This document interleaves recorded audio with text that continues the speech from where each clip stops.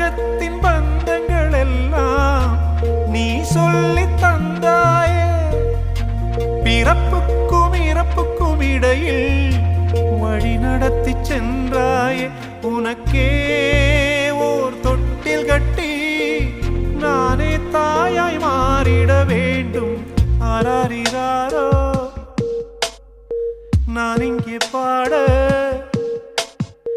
தாயே நீ கண்ணுறங்கு என்னோட மடி சாய்ந்து.